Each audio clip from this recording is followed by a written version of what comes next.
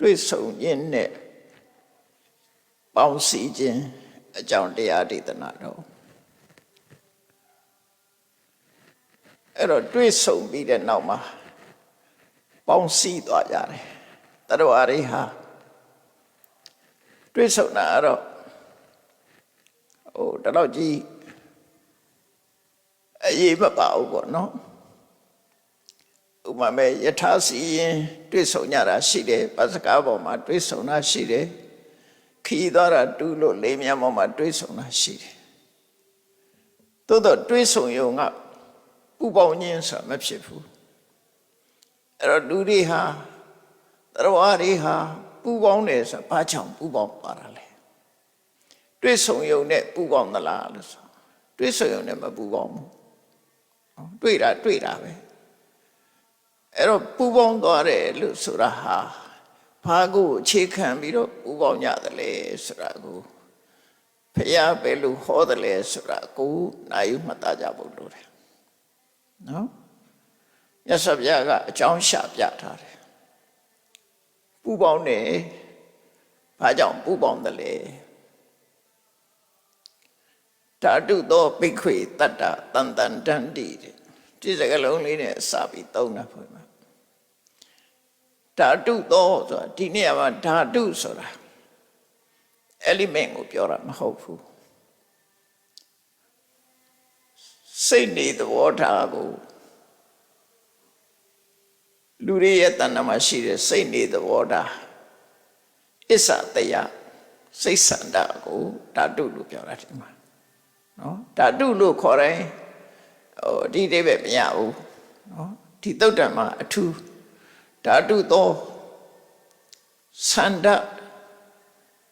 အစ္ဆတရားဆန္ဒဆိုတာအကြိုက်တူတယ်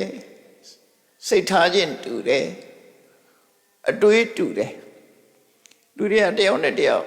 ပူပေါင်းတယ်ဆိုတာဟာစိတ်ဆန္ဒချင်းတူမှပူပေါင်းလို့ရတာလေစိတ်ဆောင်ခြင်းမတူလို့ရှိရင်ပူပေါင်းမှုမဖြစ်ဘူးတွေ့ဆုံမှုတော့ဖြစ်နိုင်တယ်အဲ့ဒါကိုမြတ်စွာဘုရားရှင်းပြတာလောကမှာလူတွေဟာအပေါင်းအသင်းဖွဲ့တာပဲဖြစ်စေဟုတ်လားပူပေါင်းကြတာတွေဟာစိတ်ဆန္ဒတူလို့ပူပေါင်းကြတာလို့ဒီလိုမှတ်ရမယ်ဓာတုကိုအစ္ဆတရားဗမာတွေလည်းပဲဒီအစ္ဆတရားဆိုတဲ့စကားလုံးကိုသုံးကြတယ်ပေါ့နော်ပါဠိစကားလုံးအစ္ဆတရားဆိုတာအဓိအာတရားအတွေးအမြင်အယူအဆခံယူချက်စိတ်ဆန္ဒအဲ့ဒါကိုအစ္ဆတရားလို့ခေါ်တာကိုယ့်ရဲ့စိတ်ဆန္ဒသူ့ရဲ့စိတ်ဆန္ဒ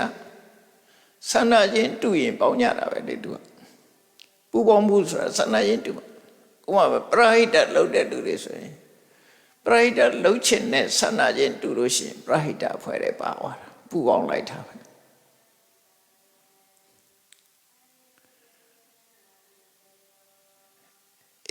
မူရင်းစေဝကြိုက်တဲ့ပုဂ္ဂိုလ်တွေ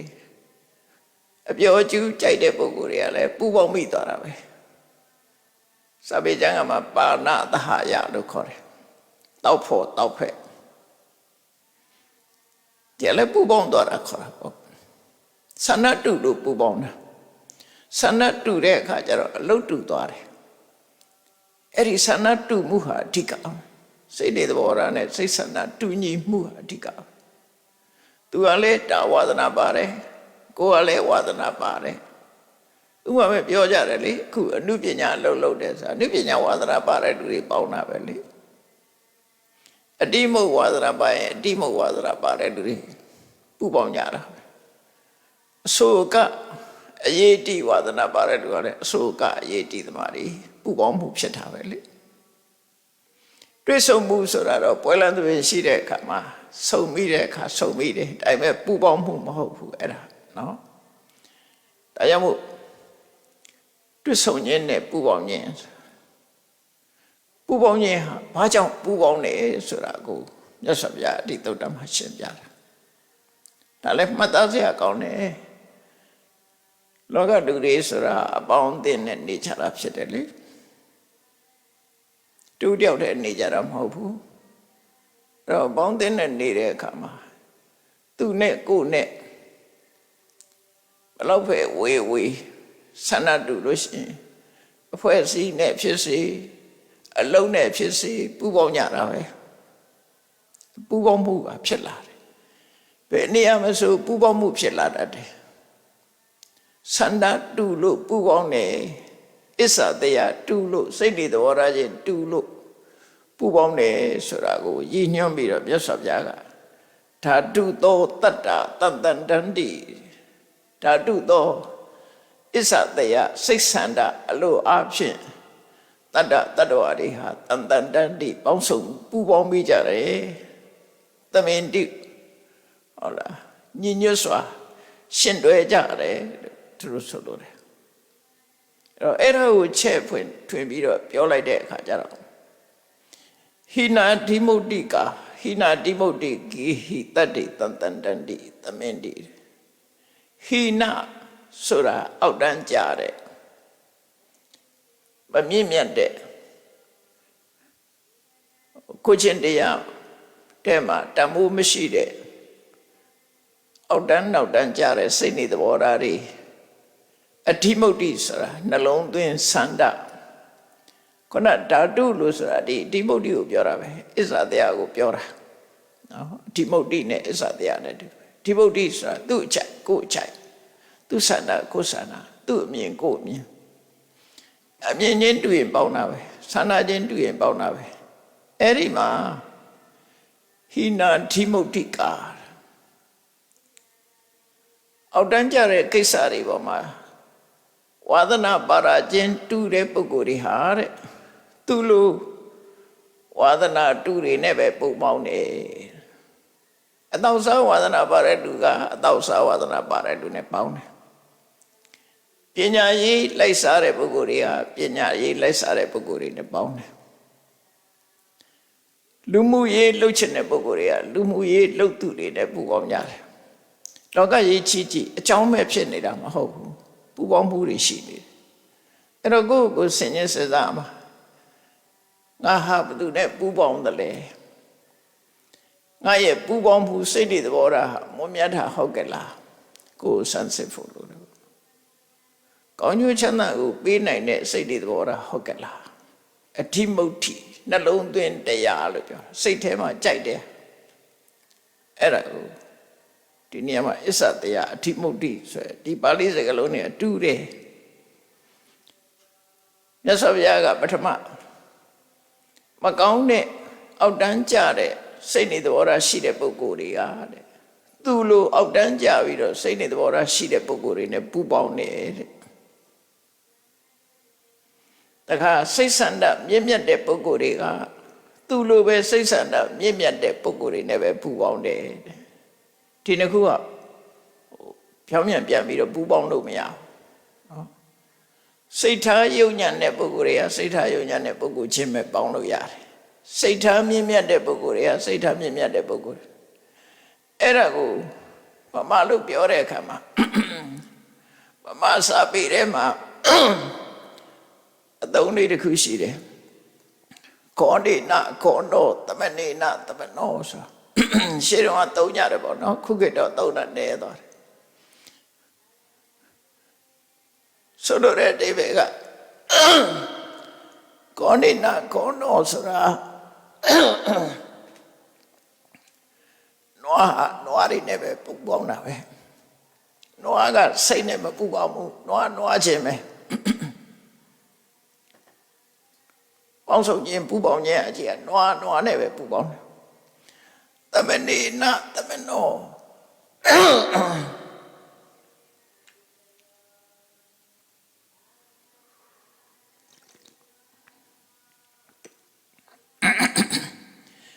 ယဟန်ကလည်းယဟန်နေနဲ့ပဲပူပေါင်းတယ်ခောဒိနခောနောသမဏေနသမနောဆိုတာဝါဒနာတူရာစိတ်ဆန္ဒတူရာပူပေါင်းကြတယ်ဆိုတဲ့အဓိပ္ပာယ်ကိုသုံးတဲ့စကားလုံးအဲ့ဒါရှေးတုန်းကတော့သုံးတတ်တယ်အဲ့ဒီရှေးစာအုပ်တွေထဲမှာပါတတ်တယ်ခောဒိနခောနောသမဏေနသမနောဆိုတာပါဠိစာပေရရတဲ့အသုံးလေးတစ်ခုပေါ့ဆိုလိုတာကတော့ စိတ်ကောင်းရှိတဲ့လူတွေကစိတ်ကောင်းရှိတဲ့လူတွေနဲ့ပေါင်းတယ်စိတ်ကောင်းမရှိတဲ့လူတွေကစိတ်ကောင်းမရှိတဲ့ပုဂ္ဂိုလ်တွေနဲ့ပေါင်းတယ်ဗမာစကားနဲ့ရှင်းရှင်းပြောမယ်ဆိုရင်ဝါဒနာတူရပေါင်းတယ်ဆိုလို့ရှိရင်ဒီခေတ်လူတွေပို့နာလဲလောက်သို့တော့ဝါဒနာဆိုတဲ့စကားလုံးကအစ္ဆတရားနဲ့မထုတတ်ဘူးအဲ့ဒါတတိထားဖို့လုပ်တယ်သို့တော့လူတွေနားလဲနေတာ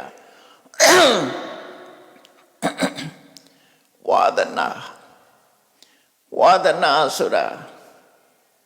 အထုံရနေခြင်းလို့သူရဲ့ literal meaning ကအထုံရနေခြင်းလို့ဆိုလိုတယ်အထုံရနေတယ်ဆိုတာဥပမာကိုဝတ်တဲ့အဝတ်စားတွေထဲမှာပယုတ်လုံးထည့်ထားရင်ပယုတ်လုံးအနံ့ဆွဲသွားတယ်ရင်မွေးထည့်သွားရင်ရင်မွေးအနံ့ဆွဲသွားတယ်အဲ့ဒါကိုအထုံရတယ်လို့ခေါ်တာအရက်ပလင်းဟာအရက်တွေသွန်ပြလိုက်တော့လည်းပဲအနံ့ကြမ်းတယ်အဲ့ဒါမျိုးဝါဒနာလို့ခေါ်တာနော်ငပိပလင်းဆိုရင်ငပိငံပြရေးပလင်းကိုငံပြရေးထည့်ထားတဲ့ပလင်းဒီငံပြရေးတွေကုံသွားလည်းပဲငံပြရေးအနံ့ကြမ်းတယ်ဝါဒနာရဲ့အဓိပ္ပာယ်ကိုပြောပြတာနော်ထို့တူပဲလောဘကြီးတဲ့ပုဂ္ဂိုလ်ကနောက်ဆုံးမှယဟန္တာဖြစ်လို့လောဘကိုပယ်လိုက်တာတောင်မှပဲသူကလူချင်းနဲ့အစွန်းကပြတယ်သူအဲ့ဒါဝါဒနာလို့ခေါ်တယ်ဆဲတတ်တဲ့ပုဂ္ဂိုလ်တယောက်ဟာတကယ်တော့ဒေါသနဲ့ဆဲတာမဟုတ်ပဲနဲ့ဝါဒနာပါလို့ဝါဒနာဖြစ်နေလို့နှုတ်ကြိုးနေလို့ဆဲတဲ့ပုဂ္ဂိုလ်ရှိတယ်ယဟန္တာဖြစ်သွားတာတောင်ပြင်လို့မရဘူးအဲ့ဒါဝါဒနာလို့ခေါ်တယ်ဘုရားစာပေထဲမှာရှင်ပိလိန်နဝိဆာဆိုတာရှိတယ်သူကပြမနာလူမျိုးဖြစ်ပြီးတော့ကျန်တဲ့လူမျိုးတွေကိုအောက်တန်းနောက်တန်းစမ်းလို့စိတ်ကထင်တယ်ဒါပဲဘသူပဲတွေ့သူကအပေါ်စီးနဲ့ပြောတယ်ဟဲ့ငရုံးမှာဟဲ့တူယုံမှာဘသူပဲဖြစ်သူကဒီစကားလုံးကိုသုံးတယ်ပါဠိလိုတော့ဝတ္တလဆိုတာဇန်နေနေအောက်တန်းစားလို့ခေါ်လိုက်တာဘယ်သူတွေ့သူကအောက်တန်းစားပဲနှုတ်ချိုးနေရှာတာလူမြင်လိုက်တာနဲ့အောက်တန်းစားလို့အဲ့နှုတ်ချိုးပြီးတော့ဖြစ်ပေါ်နေတာဝါဒနာလို့ခေါ်တယ်နော်ဒေါသနဲ့ပြောတာမဟုတ်ဘူးဒေါသနဲ့ပြောတာမဟုတ်ပေမဲ့ဒေါသမရှိတော့လည်းပဲဒေါသရဲ့အရိပ်ရောင်တွေကကြမ်းနေတယ်အရက်တွေသွန်လိုက်တော့လဲအရက်နံ့ကြမ်းနေရတဲ့အဲ့ဒါမျိုးမှာဝါဒနာလို့ခေါ်တာအဲ့တော့ဗမာစကားမှာဘယ်လိုပဲသုံးပါဠိကလာတာဆိုပါဠိအသုံးကိုသိချင်နားလည်အောင်လို့ရှင်းပြတာနော်အခုကဝါဒနာလို့ပြောတာမဟုတ်ဘဲနဲ့စိတ်ဆန္ဒအစ္ဆတယနှလုံးသွင်းစိတ်ဆန္ဒအစ္ဆတယဆန္ဒချင်းတူတယ်စိတ်ဆန္ဒချင်းတူတယ်ဗမာတော့လည်းပြောလိုက်ဝါဒနာတူတယ်ပေါ့ဝါဒနာတူတယ်လို့ပြောတာဒါအလွယ်ပြောတဲ့စကားမြတ်စွာဘုရားဆိုလိုတာအဲ့ဒီမဲ့ကောင်းတဲ့ဘက်ကိုစိတ်ဆန္ဒရှိတဲ့ပုဂ္ဂိုလ်တွေဟာကောင်းတဲ့ဘက်မှာစိတ်ဆန္ဒရှိတဲ့ပုဂ္ဂိုလ်တွေနဲ့ပဲပူပေါင်းကြတယ်တဲ့မကောင်းတဲ့စိတ်ဆန္ဒရှိတဲ့ပုဂ္ဂိုလ်တွေကမကောင်းတဲ့စိတ်ဆန္ဒရှိတဲ့ပုဂ္ဂိုလ်တွေနဲ့ပဲပူပေါင်းကြတယ်ဒါလောကကြီးတဘာဝကိုခြုံငုံကြည့်တာကိုပြောတာဒီအတိုင်းပဲနော်လောကကြီးမှာဂရုလိုက်သူအုပ်စုတွေအများကြီးရှိတယ်လေဘာဖြစ်လို့အုပ်စုဖြစ်နေလဲဆန္ဒတူလို့အုပ်စုဖြစ်နေဓမြကိုင်းကလည်းပဲဓမြတိုက်ဖို့ဝါသနာပါတဲ့လူတွေပေါင်းတာပဲလေကပိုင်းနိုင်တွေကလည်းကပိုင်းနိုင်ဝါသနာပါတဲ့လူတွေနဲ့ပေါင်းတာပဲယတမတဲ့ယတမတွေနဲ့ပဲပေါင်းတာမူရစေသုံးတဲ့လူကလည်းမူရစေနဲ့ပဲသုံးတာသူ့ရဲ့စိတ်နေစိတ်ထားသဘောထားမကောင်းတဲ့ဘက်ကိုပြောလို့ရတယ်အကောင်းတဲ့ဘက်ကျတော့ရောတရားနာရဝါသနာပါတဲ့ပုဂ္ဂိုလ်တွေတရားနာတဲ့ပုဂ္ဂိုလ်တွေနဲ့သွားပေါ်လာပဲတုတ်တယ် ပညာလိုက်စားတဲ့ပုဂ္ဂိုလ်ဆိုပညာလိုက်စားတဲ့ပုဂ္ဂိုလ်တွေနဲ့ပဲပူပေါင်းတယ်သူတေသနာဝါသနာပါတဲ့ပုဂ္ဂိုလ်တွေကသူတေသနာလုပ်ငန်းမှာပူပေါင်းကြတယ်အဲ့တော့လောကကြီးဟာချုံငုံပြောလိုက်မယ်ဆိုလို့ရှိရင်စိတ်ဆန္ဒတူရပူပေါင်းမှုတွေဖြစ်နေကြတယ်လို့ဒီလိုဆိုလိုတာနော်တခြားအကြောင်းမဟုတ်ဘူးအဲ့ဒါကိုမြတ်စွာဘုရားဟောတာဓာတုသောဘိက္ခဝေတတ္တတန်တန်တန်တိယဟန်တို့တရဝရီဆိုတာစိတ်ဆန္ဒအရာပူပေါင်းကြတာဖြစ်တယ်တဲ့ဘုရားပြောတာဆန္ဒတူရပူပေါင်းကြတာဖြစ်တယ်ဟိနာဓိမုတ်တိကာအောက်တန်းကြတဲ့ဆန္ဒရှိတဲ့နှလုံးသွင်းရှိတဲ့ပုဂ္ဂိုလ်တွေကဟိနာဓိမုတ်တိကေဟိသူ့လိုအောက်တန်းကြတဲ့အတွေ့အခေါ်အယူဆရှိတဲ့ပုဂ္ဂိုလ်တွေနဲ့ပဲပေါင်းကြတယ်ကလျာဏဓိမုတ်တိကာကောင်းမွန်တဲ့စိတ်ဆန္ဒရှိတဲ့ပုဂ္ဂိုလ်တွေကလည်းပဲကလျာဏဓိမုတ်တိကေဟိကောင်းမွန်တဲ့စိတ်ဆန္ဒရှိတဲ့ပုဂ္ဂိုလ်တွေနဲ့ပူပေါင်းကြတယ်ဒီသုတ်တံကိုမြတ်စွာဘုရားတချို့သုတ်တံတွေမှာချက်ဟောထားတာရှိတယ်လူရင်းအကြောင်းများတော့ဒါပဲဥပမာမဲ့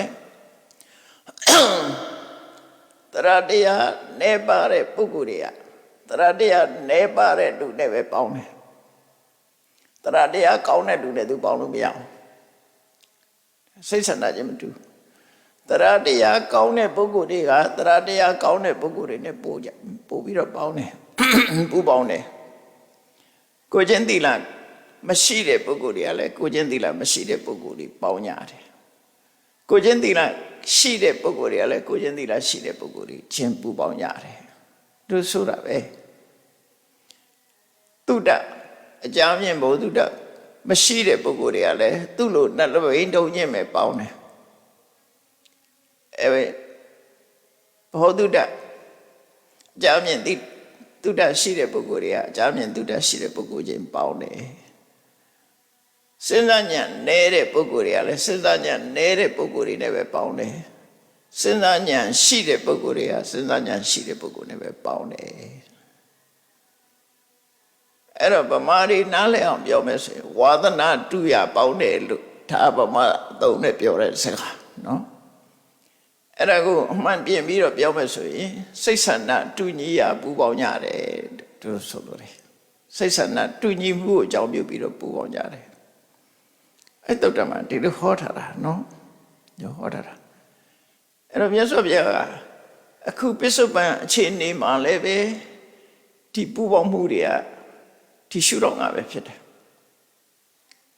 ကောင်းတဲ့စိတ်ဆန္ဒရှိရင်ကောင်းတဲ့စိတ်ဆန္ဒရှိသူချင်းပူပေါင်းတယ်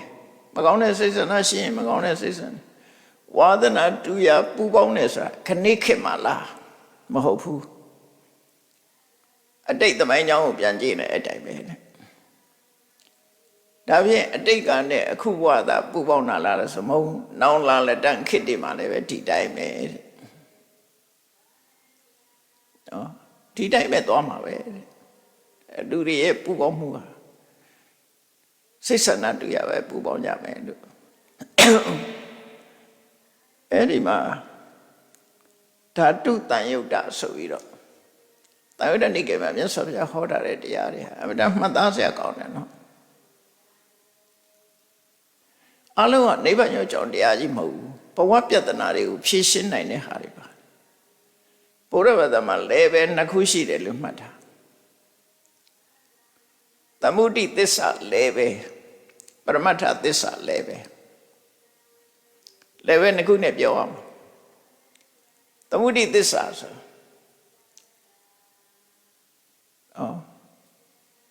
အများအတိမပြုတ်ထားတဲ့အများကအတိမပြုတ်လို့မှန်နေတဲ့အမှန်တရားကိုသမုဒိသစ္စာgeneral consensus လို့ပြောတာ consensus အလုံးကသဘောတူပြီးသတ်မှတ်ထားတာအဲ့ဒါသမုဒိအဲ့ဒါကိုလည်းအမှန်တရားလို့ပြောလို့ရတယ်သို့တော့ပရမတ္ထသစ္စာ ultimate truth ကြတော့သမုဒိသစ္စာကအမှန်လို့ပြောတာအစင်းမြင့်လည်းပဲရောက်တဲ့အခါအမှားဖြစ်သွားတယ်အမှန်မဟုတ်တော့ဘူးကြတော့အတုလည်းပဲနဲ့သူမှန်တယ်ဥပမာမဲ့သမုဒိသစ္စာလည်းပဲနဲ့ဘာတွေဟောတော့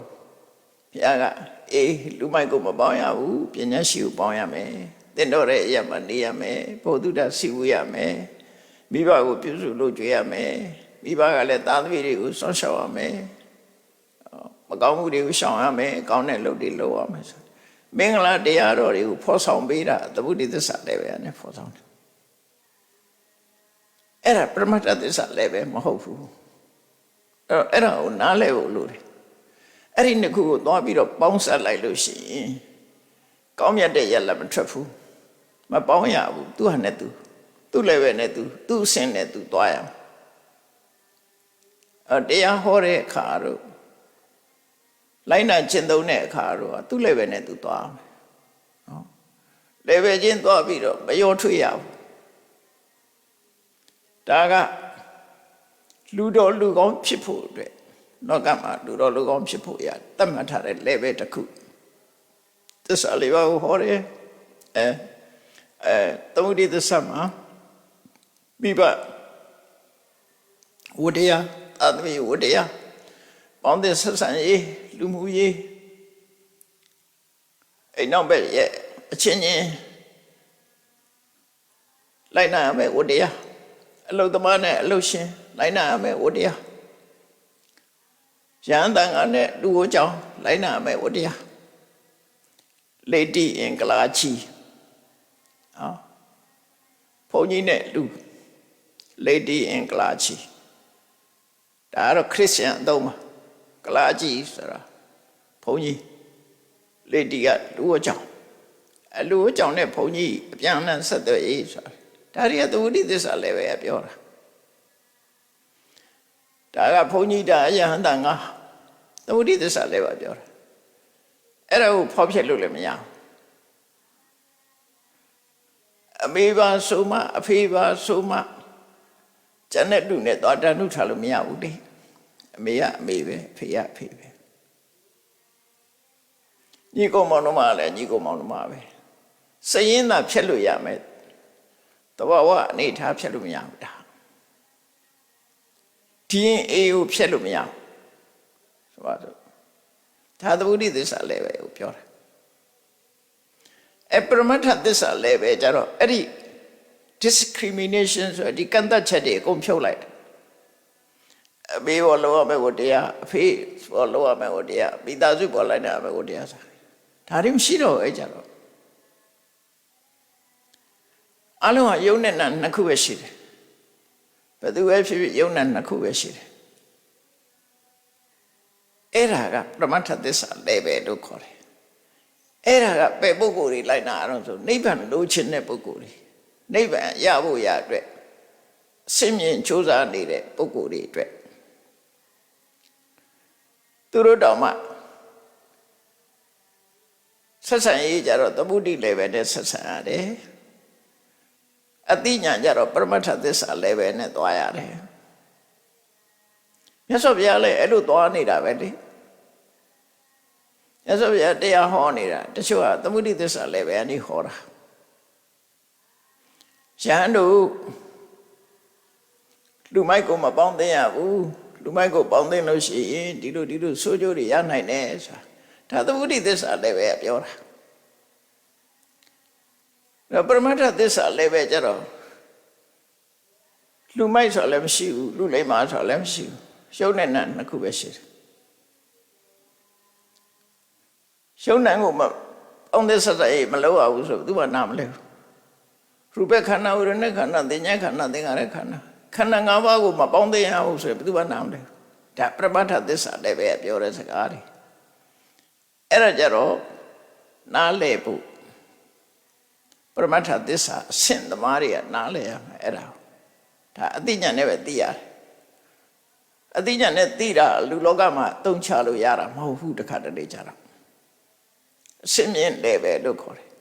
ဘာအတွက်အစစ်မြင့်လည်းပဲဟောတယ်လဲ ultimate reality ultimate truths ဘာအတွက်ဟောတာတော့ရှင်ထဲမှာဆွဲလန်းနေတဲ့တွေ့တာမှုကိုဖျောက်ဖို့တွေ့တာမှုတွေတမဲမှုတွေမုန်တိမှုတွေမဖျောက်နိုင်သေးသမျှကာလပတ်လုံးသူကတန်တရားဟောကလွတ်ဖို့မရှိဘူးတန်တရားဟောကလွတ်ချင်လို့ရှိရင်ဘာလုပ်အောင် အမေဆိုတဲ့အမေလို့သိတဲ့အသည့်အစားဖြောက်အောင်အဖေလို့သိတဲ့အသည့်ငါကိုငါညီမစတဲ့ဒီလိုအတွေးတွေကစားဖြောက်ပြီးတော့ရှုပ်တဲ့နှမျိုးပဲဆိုတာကိုသိဖို့လိုတယ်အဲ့ကြမှာဖြောက်လို့ရ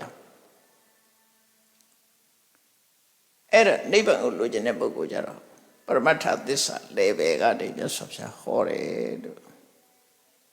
လို့မှတ်ရမှာအဲ့တော့သူ့ level နဲ့သူသွားတယ်လို့မှတ်တာ level နှစ်ခုစလုံးဟာသူ့အဆင့်နဲ့သူမှန်တယ်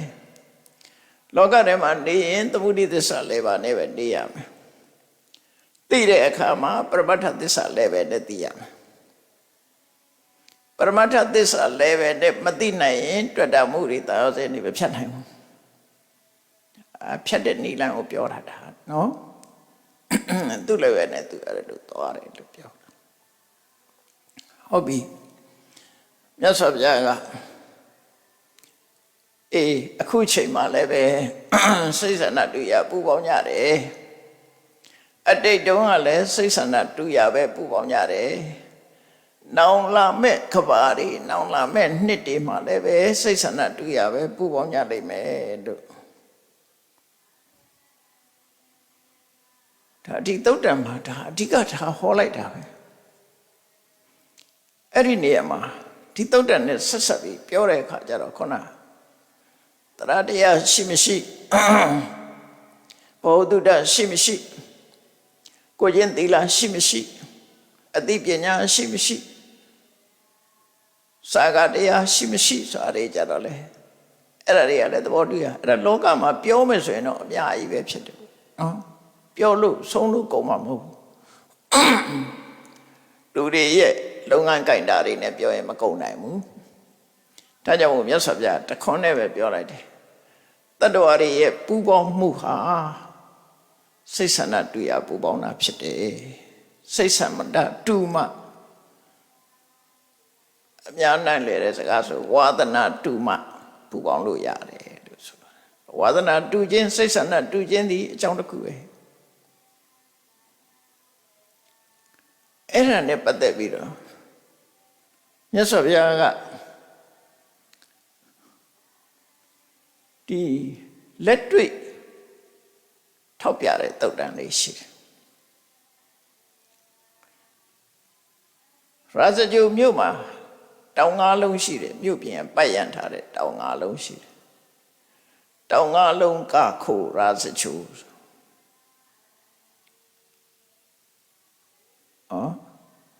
ဝေပုံလတောင်ဆိုတာရှိတယ်ဝေဘာရတောင်ဆိုတာရှိတယ်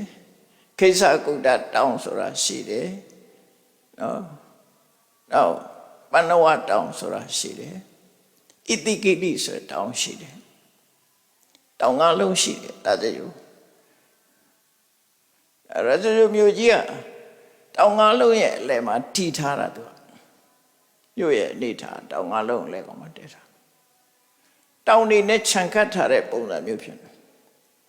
ဗမာပြည်ကဘာနဲ့တူတုံးဆိုကလောနဲ့သွားတူဘယ်ကြည့်ကြည့်တောင်နေချီပဲကလောဆိုတဲ့စကားတစ်ခါမေးကြည့်လိုက်တဲ့အခါကလောဆိုတဲ့စကားလုံးကဗမာစကားလုံးမဟုတ်ဘူးရှမ်းစကားလုံးလားမသိဘူးအဲ့တော့ပြောတာသူတို့ကလောက်လို့ခေါ်တယ်ကလောက်ဆိုတာထေအိုးကြီးလို့အမျိုးဟုတ်တော့မသိဘူးသူများပြောတာမှတ်ထားတာနော်မညင်နေမှာကိုလည်းရှမ်းစကားမတတ်ဘူးအဲ့ဒီကလောက်ဆိုတာအနေကလောဖြစ်လာတာလို့ပြောတယ်ဟုတ်တော့ဟုတ်တယ်ကလောဆိုတဲ့မြို့ဟာဟိုဘက်ကြည့်လိုက်လဲတောင်ပဲဒီဘက်ကြည့်လိုက်လဲတောင်ပဲတောင်ကြားထဲမှာတဲအိုးကြီးတို့ဖြစ်နေလို့ကလောလို့ခေါ်တာတဲ့ရောက်တဲ့နေရာတော့မေးကြည့်တာပဲဘာလို့ကလောခေါ်တာတော့ပြောနိုင်တဲ့လူလည်းရှိတယ်မပြောနိုင်တဲ့လူလည်းရှိတယ်တခါတော့ဟိုညာဒေသလာတဲ့လူတွေမေးကြည့်တယ်homeland ဆိုတဲ့စကားလုံးကဘာစကားလုံးလဲကွာအင်္ဂလိပ်ကလည်း homeland ဆိုလို့ရှိရင်ကိုယ့်ရဲ့နိုင်ငံလို့အဓိပ္ပာယ်ရတယ်လေ homeland home ဆိုတာအိမ်မဲ့ land ဆိုတာမြေကိုယ့်နိုင်ငံကိုသုံးရင် homeland လို့သုံးလို့ရတယ်အဲ့ဒီအဓိပ္ပာယ်လာလို့ဆိုမဟုတ်ဘူးတဲ့ homeland အရှမ်းစကားတဲ့အဲ့လိုတော့ပြောတာပဲပင်လယ်မရှိဘဲနဲ့အဲ့ဒီမှာပင်လယ်ဘူးလို့လည်းခေါ်တယ် ပင်လယ်နဲ့အဝေးကြီးလေဘယ်တော့ကြောင့်ပင်လယ်ဘူးခေါ်တယ်လဲမသိဘူးသူဝါရာတွေတော့ရှိမှာပေါ့နော်ရောက်တဲ့နေရာတော့မေးကြည့်တာပဲအဲ့ဒီကလူလာရင်မေးကြည့်တယ်ဖြေနိုင်တဲ့လူရှိတယ်မဖြေနိုင်တဲ့လူရှိတယ်ကလောရောက်တော့မေးကြည့်တော့ကလောက်လို့ပြောတယ်တယောက်ကပြောလိုက်တယ်ရောက်တဲ့နေရာမှာစူးစမ်းကြည့်ကြပေါ့ဒါလည်းဘုသူတ္တပဲလေ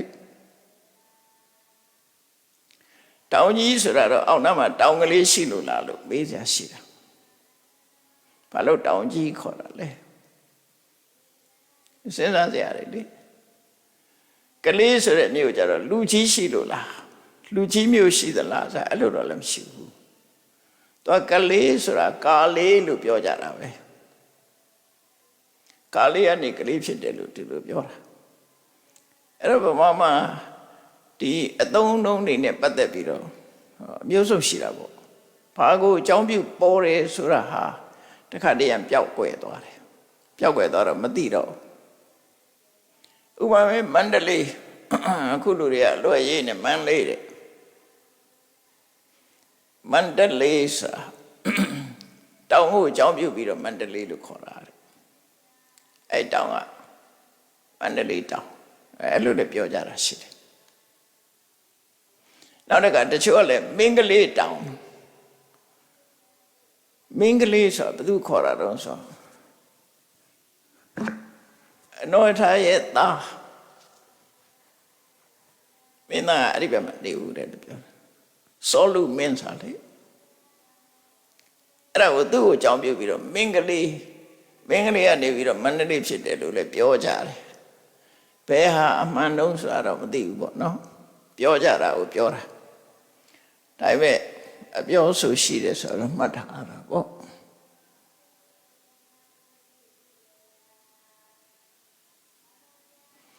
အမရပူရဆိုတော့မဲ့ခေါ်ထားတဲ့နာမည်ပါအမရကမသေးရပူရကဖြီးချီမသေးတဲ့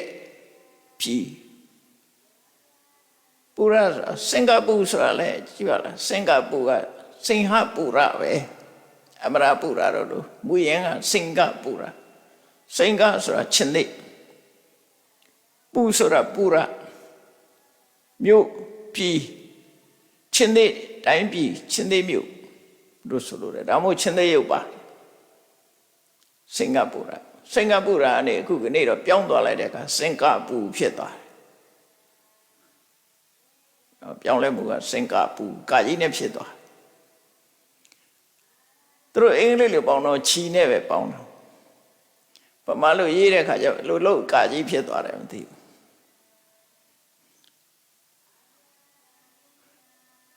စင်ကာပူဖြစ်နေခုရေးထားတယ်အဲ့ဒီစကားလုံးတွေကပါဠိနွယ်ဟိုရင်စကားလုံးတွေအဲ့ဒါမှစိတ်ဝင်စားကောင်းတယ် language ရဲ့ပြောင်းလဲမှုတွေစိတ်ဝင်စားကြကောင်းတယ်ပေါ့ထိုင်းနိုင်ငံဆိုရင်ဘာပူရီညာပူရီတွေပေါ်တယ်လေကঞ্ချနပူရီချွန်ပူရီအမျိုးတွေပူရီဆိုတာရှိတယ်အဲ့ဒါပူရလာတာပဲဒါတွေလေတစ်ချိန်တုန်းကဟိန္ဒူကင်းနန်းဟိန္ဒူဘုရင်တွေအုပ်စိုးသွားတဲ့ဟိန္ဒူဘာသာစကားတွေပြန်ပွားသွားတဲ့နေရာဖြစ်တယ်လို့တော့ဆိုကြတယ်ထားလိုက်တော့ဒါသမိုင်းကြောင်းတွေကိုပြောပြတာအဲ့တော့အဲ့ဒီနာမည်တွေကိုအကြောင်းပြုပြီးတော့ပါဠိနာမည်တွေမဲ့လာကြရှေးကဘုရင်တွေကပါဠိနာမည်တွေပေးသူတို့ရဲ့ဖွဲ့တွေလည်းပဲပါဠိနာမည်နဲ့မင်းတို့မင်းဆိုတာသူ့ရဲ့နာမည်မဟုတ်ဘူးသူ့ရဲ့ဒီ home name ကအိမ်မခေါ်တဲ့နာမည်ကမောင်လွင်နဲ့ဦးလွင်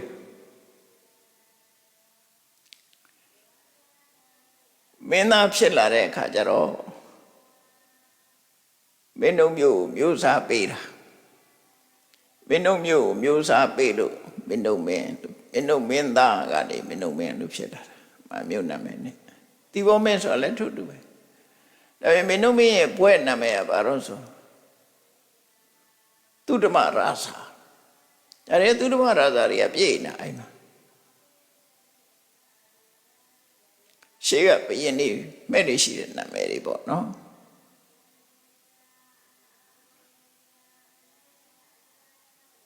ကဲဒါတွေထားလိုက်တော့ပြောင်းလဲမှုဆိုတာအများအားရှိတယ်လို့မှတ်ထားဖို့ဒါတော့တစ်ခါလူတွေကမေးရရှိတယ်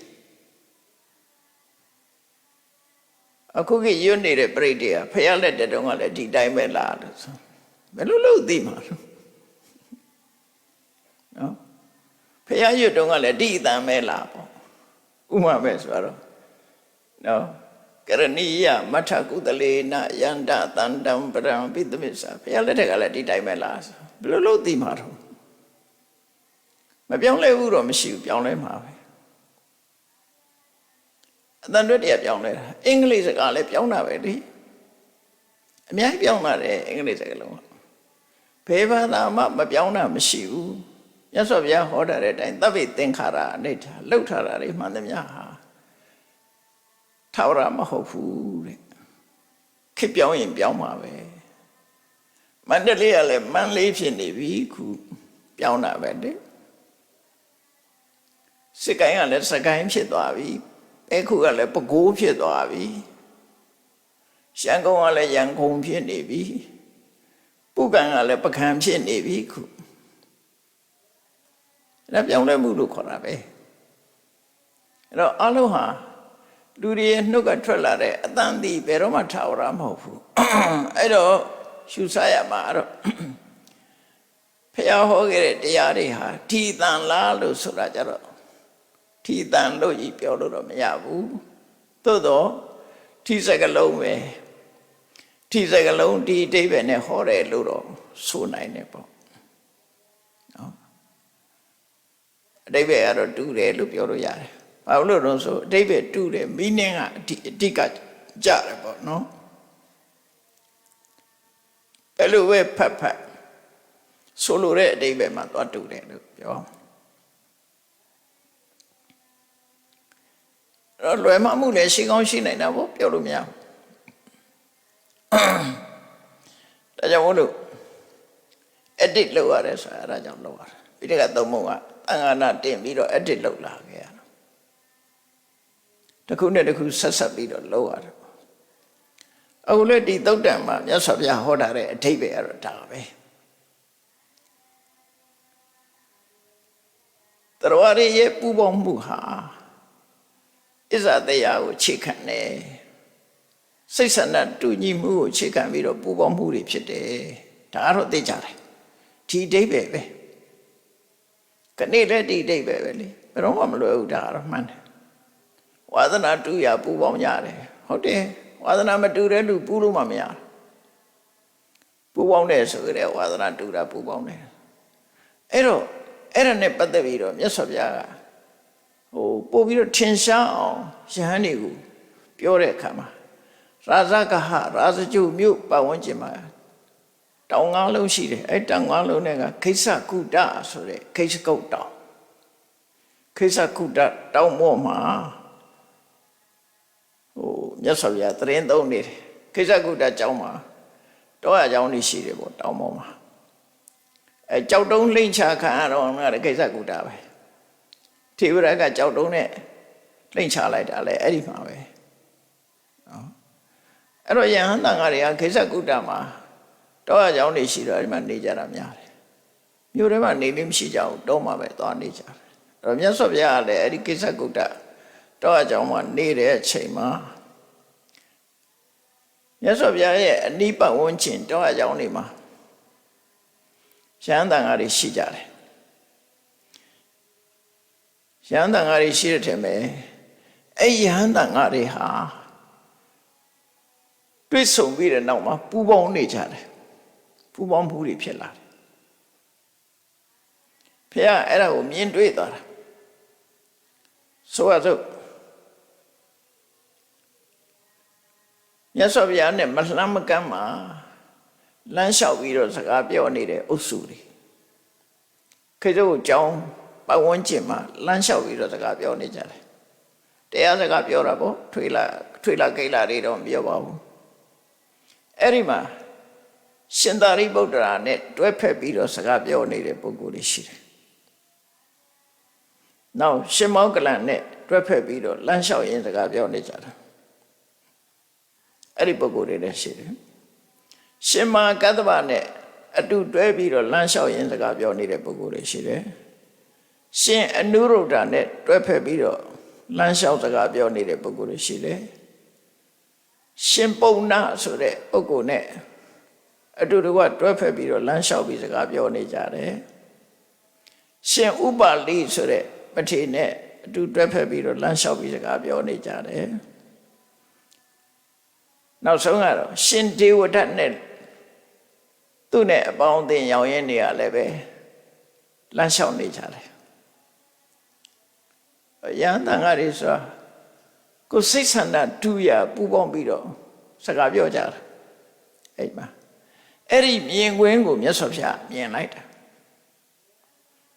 အဲ့တော့ဘုရားဟာမြင်တာကိုကြည့်ပြီးတဲ့အခါမှာ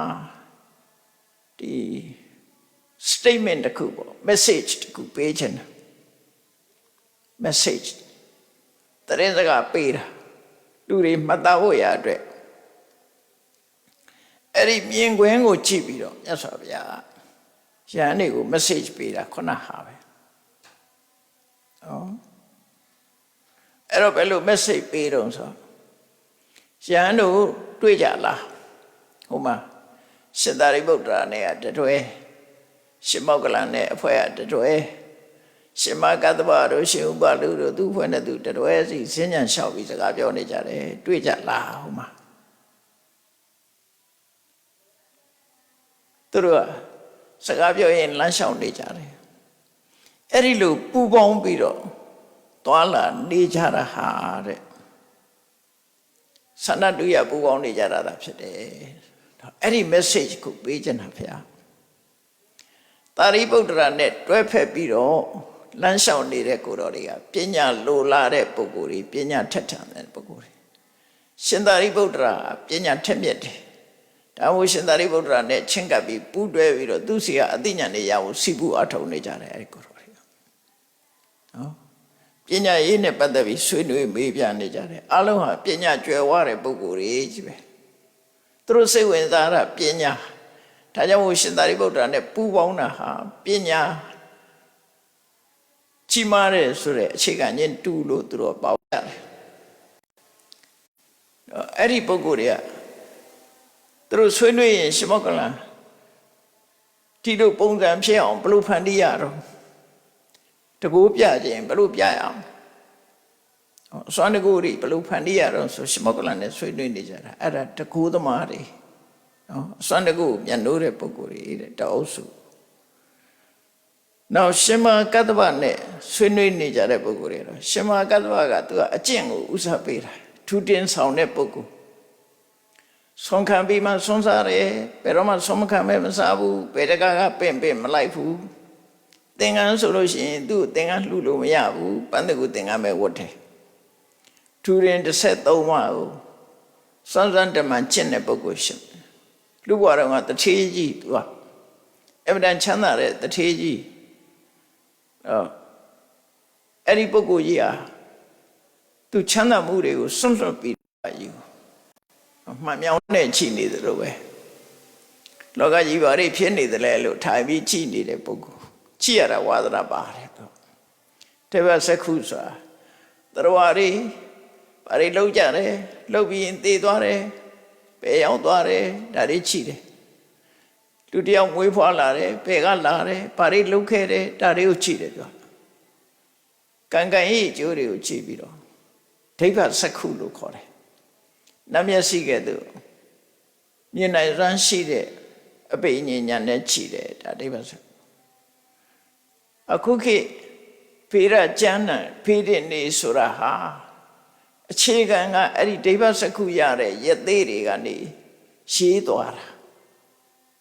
လက်တွေ့ရေးသွားတဲ့ဟာတွေအဲ့ဒါတွေကိုလက်ဆင့်ကမ်းလာတာဒါကြောင့်မို့လို့မှန်တဲ့လောက်မှန်နေတာဒိဗ္ဗစက္ခုနဲ့ချိပြီးတော့လှုပ်ထားတဲ့ဟာတွေမို့မှန်တဲ့တော့မှန်တယ်ပေတယ် ပေးတယ်ဆိုမမှန်ဘူးလို့လည်းပြောလို့မရဘူးကုံတော့နော်မှန်တယ်ဆိုပြီးတော့လည်းအစွဲလန်းထားဖို့မဟုတ်ဘူးအဲ့တော့ရှင်အနုရုဒ္ဓကအဲ့လိုပဲကြည်တယ်အဲ့ဒီဝါသနာပါတာကြည်တာဝါသနာပါတဲ့ပုဂ္ဂိုလ်တွေကရှင်အနုရုဒ္ဓနဲ့ပေါင်းပြီးတော့ဘလို့ကြည်ရမယ်ဆိုတာကြည်နီးကားတွေသင်နေကြတယ်အဲ့တော့ဒီဘက်စကုပဲညနော်နောက်တစ်ခါရှင်ပုံနာဆိုတာမန္တာတိပုဒ္ဒရှင်ကုဏ္ဏညတပည့်ဆက်ကြဟောတော့ကပထမဆုံးယံဖြစ်သွားတဲ့ရှင်ကုဏ္ဏညရဲ့တူတော်တယ်သူကအဲ့ဒီရှင်ကုဏ္ဏညရဲ့တူဖြစ်တဲ့ရှင်ပုံနာဆိုတာတရားဟောအမတမကောင်းတယ်ဒါကြောင့်မို့ဓမ္မဂတိကဣတရရတယ်သူဟောတဲ့တရားဟာအနှစ်ကြီးပဲဟောတယ်တရားဟောကောင်းတယ်ဆိုရည်စားတွေပြောလို့မအောင်မေ့နဲ့နော်အဆိုးကောင်းတယ်အငိုကောင်းတာကိုပြောတာမဟုတ်ဘူးနော်လူတွေနားလဲအောင်တည်တည်ချာချာပြည့်ပြည့်စုံစုံအနှစ်ရှိရှိဟောတဲ့တရားကိုဆိုလို့တယ်ခုခေတ်တရားဟောကောင်းတာတစ်မျိုးရှိသေးတယ်နော်ဆိုကောင်းတယ်ဟာတာကောင်းတယ်ပြောကောင်းတယ်ဆိုအဲ့ဒီကောင်းမျိုးပြောတာမဟုတ်ဘူးနော်အဲ့ဒါရှင်ပုံနာဆိုတာဘုရားလက်ထက်ကဓမ္မဂတိကဣတရတဲ့ပုဂ္ဂိုလ်သူဟောတဲ့တရားဟာအရှင်းမြင့်တယ်သူနဲ့ခြံရံပြီးတော့အတူတကွသွားလာနေကြတဲ့ပုဂ္ဂိုလ်တွေကသူလိုဓမ္မဂတိကတွေကြီးပဲတရားဟောဖို့စိတ်ဝင်စားတဲ့ပုဂ္ဂိုလ်တွေကြီးပဲတဲ့ဒါဝါသနာတူရခြင်းစုတယ်ဆိုတဲ့အဓိပ္ပာယ်ပဲနောက်ရှင်ဥပါလိဆိုတာခုခေတ်လိုပြောမယ်ဆိုရင်တော့ဥပရိပညာရှင်ပေါ့ဥပရိပညာရှင်ဝိနည်းနဲ့ပတ်သက်တဲ့မြတ်စွာဘုရားပြညတ်တဲ့ဥပရိတွေနဲ့ပတ်သက်ပြီးတော့သူကသိဝါဒနာပါတယ်အဲ့ဒါကိုမှတ်တမ်းတင်တယ်ဝိနည်းဆောင်ဖြစ်တယ်တော့သူနဲ့ပေါင်းစုံတဲ့ပုဂ္ဂိုလ်တွေကလည်းပဲဝိနည်းဝါဒနာပါတဲ့ပုဂ္ဂိုလ်တွေကြီးပဲအဲ့လိုနေကြတယ်တဲ့နောက်ရှင်အနန္ဒာရှင်အနန္ဒာနဲ့အတူတွေ့ကြတဲ့ပုဂ္ဂိုလ်တွေကြတော့ရှင်အနန္ဒာကဘုဒ္ဓတကျွဲသွားတယ်ပိဋကသုံးပုံဟာစာရီသူကအကုန်ရတယ်အဲ့တော့ဘုဒ္ဓတကျွဲသွားခြင်းတဲ့ပုဂ္ဂိုလ်တွေကရှင်အနန္ဒာနဲ့ပေါင်းကြတယ်သူတို့လည်းဘုဒ္ဓတလိုလာတဲ့ပုဂ္ဂိုလ်တွေနောက်ဆုံးကြတော့ရှင်တေဝထရှင်တေဝထကသူလည်းပဲသူ့အဖွဲ့နဲ့သူလမ်းလျှောက်နေသူကြတော့ဘယ်လိုဘုံကြည့်အောင်လုပ်အောင်လဲတရားတော်မှာချီးညိုအောင်ဘယ်လိုလုပ်အောင်ဘုံကြည့်အောင်ဘယ်လိုလုပ်အောင်လဲဒါပဲတွေးနေသူလူတွေထင်ကြီးအောင်ငါဘာလုပ်အောင်လဲအဲ့ဒါကိုပပိစ္ဆလို့ခေါ်တယ်အောက်တန်းကြတဲ့စိတ်ဆန္ဒတွေရှိတယ်ရှင်တေဝရကအဲ့ဒီအောက်တန်းကြတဲ့အလိုဆန္ဒရှိတယ်ဖျားလှုပ်ခြင်းနဲ့ဖြတ်လန်းကနေဖျားလှုပ်ခြင်းနဲ့တန်ဃာတွေကိုခေါင်းဆောင်ခြင်းနဲ့နော်အဲ့လိုဘုံတကူချီးခြင်းနဲ့သူလှုပ်တာကကြည့်ပါလားသူနဲ့သွားပေါင်းလို့ဆိုရင်သူကအဲ့ဒီဘက်မှာတော့သူကညံကောင်းတယ်လို့ပြောဗေမိတာရမင်းကြီးတော့သူစေယုံလို့မရဘူးပေါ့ဗေမိတာရမင်းကဖျားဟုတ်တာချီးညိုတယ်အဲ့တော့ဗေမိတာရစီယုံလို့မရတဲ့အခါကျတော့ဗေမိတာရရဲ့သားနောင်တက်မဲ့မင်းအလားအလာရှိတဲ့အစတတကိုသွားပေါင်းတယ်အဲ့ဒါဘာအတွက်ပေါင်းတာတော့ဆိုရင်သူ့ကိုကျိုးအတွက်ပေါင်းတာဒါမို့သူစဉ်းစားတဲ့အထက်မှာဗေမိတာရကတော့ပြောလို့ရမှာမဟုတ်ဘူးစီယုံလို့မရဘူးအဲ့သူ့သားအစတတဆိုတဲ့ကောင်လေးကခမတ်မိုက်ကလေးနော်အနာဂတ်တွေလည်းကောင်းတယ်အသက်ငယ်သေးတယ်မင်းဖြစ်ဖို့အလားအလာလည်းရှိတယ်ဆိုသူသွားပေါင်းတာလေအဲ့လိုပေါင်းတာသူကအဲ့ဒီဘက်ကတော့အခင်းပါတယ်လို့ပြောအဲ့ဒီရှင်တေဝဒနဲ့တွဲဖက်ပြီးတော့နေတဲ့ပုဂ္ဂိုလ်တွေလည်းသူလိုပဲလူလေလှုပ်ချင်တဲ့ပုဂ္ဂိုလ်တွေကျွဲတယ်ကောင်းတော့အဲ့ဒါကိုမြတ်စွာဘုရားကထောက်ပြပြီးတော့ခုနတရားကိုဟောတာအေးပူပေါင်းတယ်ဆိုတာစိတ်ဆန္ဒတူရတယ်ပူပေါင်းတာဖြစ်တယ်အခုလည်းဒီလိုပဲပူပေါင်းကြတယ်နောက်ဆိုလည်းပဲဒီတိုင်းပဲပူပေါင်းကြမှာဖြစ်တယ်လို့မြတ်စွာဘုရားကဒီ message ကိုရဟန်းတော်တွေကိုပေးခဲ့တာဟောခဲ့တာဖြစ်ပါတယ်ဒါကြောင့်တရားချစ်ခင်သူတော်စင်ပြိဿအပေါင်းတို့လူတွေရဲ့ဆုံတွေ့ပြီးတော့ပူပေါင်းမှုဆိုတာဟာဝါဒနာတူရာ သို့မဟုတ်စိတ်ဆန္ဒတူရာအစ္ဆတရားတူရာပူပေါင်းကြတာသာဖြစ်တယ်ဆိုတဲ့အကြောင်းတရားကိုမှတ်သားနာယူပြီးတော့ကိုယ်နဲ့ပူပေါင်းတဲ့ပုဂ္ဂိုလ်တွေအခြေအနေကိုသိရှိနားလည်ဖို့လောကကြီးမှာပူပေါင်းကြတယ်ဆိုတာအဲ့ဒီအတိုင်းပူပေါင်းကြတာဖြစ်တယ်ဆိုတာသိရှိနားလည်ပြီးကိုယ့်ကိုအကောင်းဆုံးဖြစ်အောင်ကြိုးစားအားထုတ်နိုင်ကြပါစေကုန်သတည်း